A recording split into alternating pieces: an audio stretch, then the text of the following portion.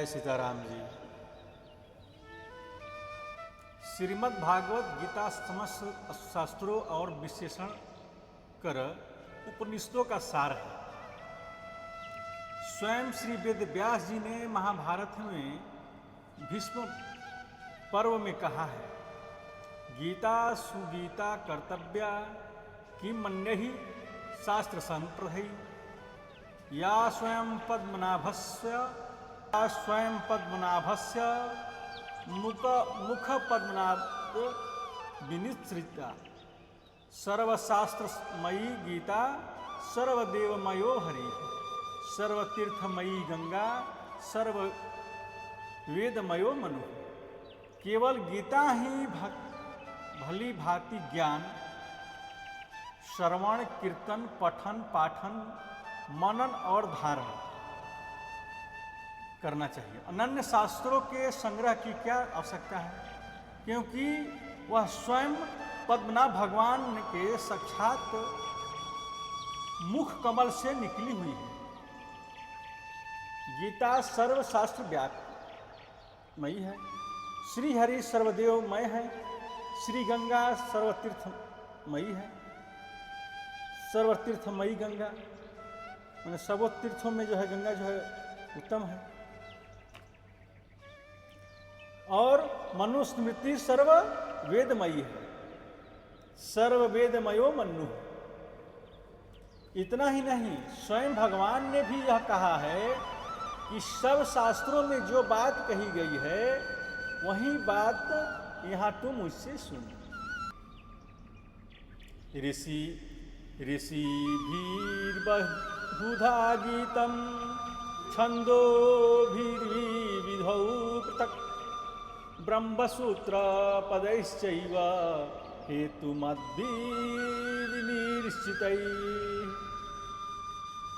यह तत्व ऋषियों द्वारा बहुत प्रकार के वर्णन किया गया है और विविध वेद मंत्रों द्वारा भी विभागपूर्ण निरूपित है तथा भली भांति निश्चय किए हुए युक्ति युक्त ब्रह्म सूत्र के पदों द्वारा भी कहा गया है।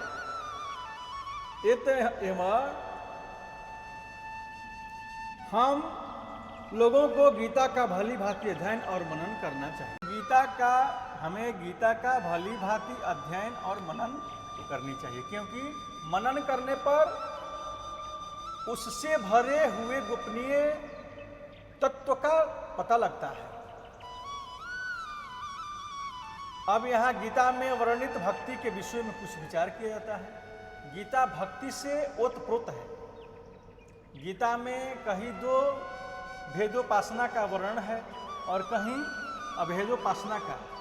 कितने भी सज्जन कहते हैं कि पहले 6 अध्याय में कर्मयोग की, बीच में 6 अध्याय में भक्ति योग और अंत के 6 अध्याय में ज्ञान योग प्रधानता है। पहले 6 अध्याय में कर्मयोग और अंतिम 6 अध्याय में ज्ञान योग की प्रधानता तो मानी जाती है, किंतु 7वें अध्याय में और 12वें अध्याय में तो भक्ति ही भक्ति भरी है। अतः इन सभी अध्यायों को भक्ति योग ही कहा जाए तो कोई अत्युक्ति नहीं, क्योंकि इसमें अधिकांश तो सगुण सकार और सगुण निराकार ही वर्णन है। किसी किसी स्थल में निर्गुण निराकारी उपासना का भी उल्लेख है। इन 6 अध्यायों में कुल 209 श्लोक हैं। उनके जो एक गोपनीय रहस्य की बात है उसका यह दिव्य दर्शन कराया जाता है। इन सभी श्लोकों को भली भांति ध्यान देकर देखने से पता लगता है कि प्रायः प्रत्येक श्लोक में ही किसी न किसी रूप में भगवत वाचक पद आया है। जहाँ भगवान श्री कृष्ण के वचन हैं वहाँ तो अहम माम मया मतः मम में मई और अस्ति आदि पदों का प्रयोग है। यह अर्जुन के वचनों में त्वम त्वाम त्वया त्वतः तव ते भवान और असि, जहाँ जनार्दन पुरुषोत्तम देव देवेश जगत निवास आदि पदों का प्रयोग होता है, उसी प्रकार संजय के वचनों में भी स्पष्ट ही हरि देव देव देव केशव कृष्ण वासुदेव आदि का भगवत वाचक शब्द आते हैं। अधिकांश शब्द तो सगुण सकार और निर्गुण निराकार ही वाचक है, पर कितने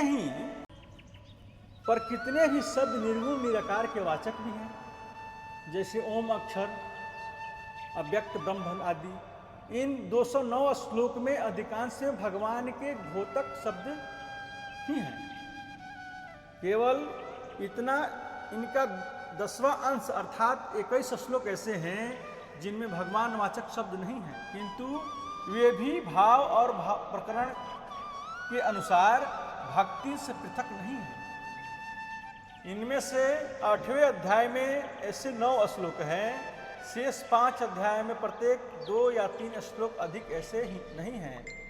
5 अध्याय में कुल मिलाकर 12 श्लोक ही ऐसे आए हैं जिनमें प्रकट रूप में भगवतवाचक शब्द नहीं है, जैसे 7वें अध्याय, 20वां अध्याय और 27वां अध्याय, 9वें अध्याय और 2 12वां और 21वां, 10वें का 4था या 26वां, 11वें का 6ठा या 10वां एवं 12वें का 12वां और 13वां 18वां, इनमें कर्मयोगी की प्रधानता मानी गई है। उन अध्यायों 1 से 6 में भी कोई भी अध्याय भक्ति के वर्णन से खाली नहीं है। पहले अध्याय में संजय और अर्जुन वचनों में माधव, ऋषिकेश, अच्युत, कृष्ण, केशव, मधुसूदन, जनार्दन, वार्ष्णेय आदि भक्ति भाव से ओतप्रोत भगवत वाचक शब्द आए हैं। दूसरे अध्याय के 61वें श्लोक में तो भगवत शरणागति का भाव स्पष्ट ही है। तानि सर्वाणि संयम्य युक्त आसित मत्परः वसे ही यस्त्रेन्द्रियाणि तस्य प्रज्ञा प्रतिष्ठिता। साधक को चाहिए कि उन संपूर्ण इंद्रियों को वश में करने के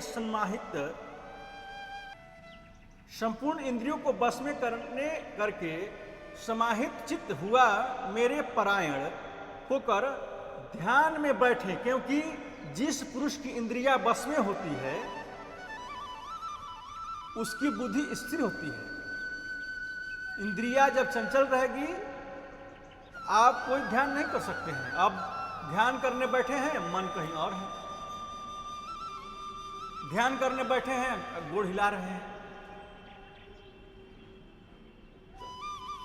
ध्यान में जो है इंद्रियों का संयमित रखना बहुत जरूरी है, बस में रखना बहुत जरूरी है। इसी प्रकार तीसरे अध्याय में 3वें श्लोक में परमात्मा में लगे हुए चित्त द्वारा सब कर्मों भगवान के समर्पण करने का भाव है।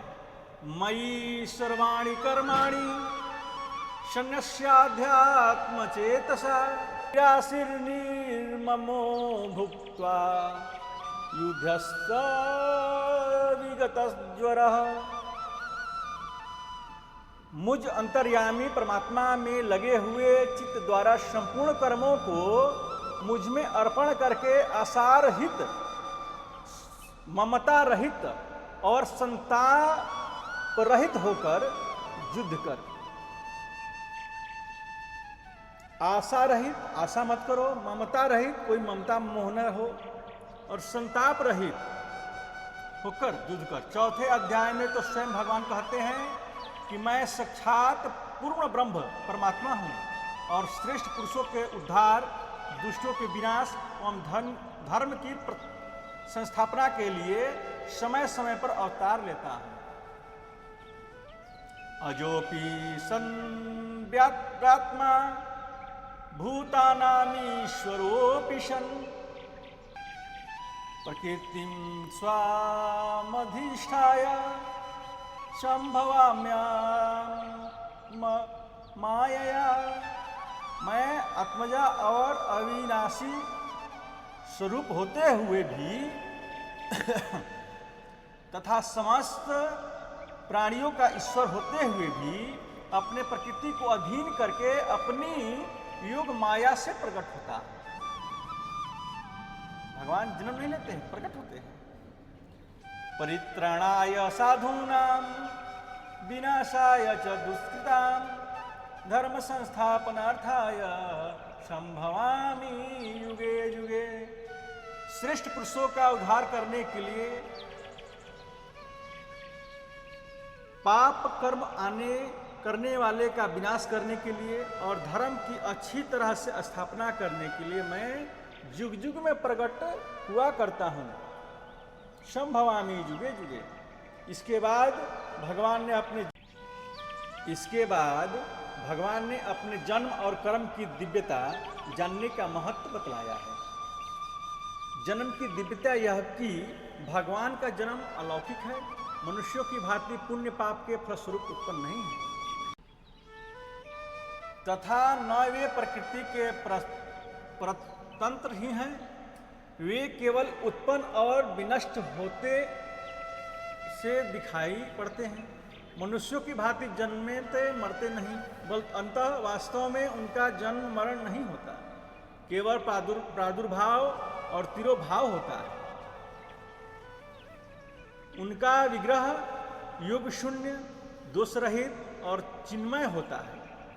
वे अपने पर माया का पर्दा डाल देते हैं, इसलिए उनकी कोई पहचान नहीं कर सकता।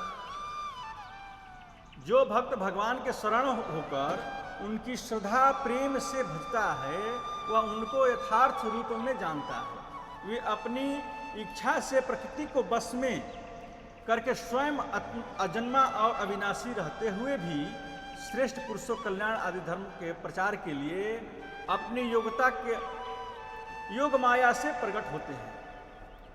यह उनकी जन्म की दिव्यता है, तथा कर्म की दिव्यता यह है कि उनकी सारी चेष्टाएं अभिमान, आसक्ति और कामना से रहित केवल संसार के कल्याण के लिए ही होता है, इसलिए उनके कर्म दिव्य हैं। इस प्रकार समझकर इस समझ को काम में लाया ही भगवान के जन्म और कर्म की दिव्यता का तत्व रहस्य जानता है। इस चौथे अध्याय में भगवान ने अपनी भक्ति की महिमा में यहाँ तक कह दिया है, ये यथा माम प्रपद्यन्ते तस्तथैव भजाम्यहम्। जो भक्त मुझे जिस प्रकार भजते हैं, मैं भी उसी प्रकार भजता हूँ। जय सीताराम।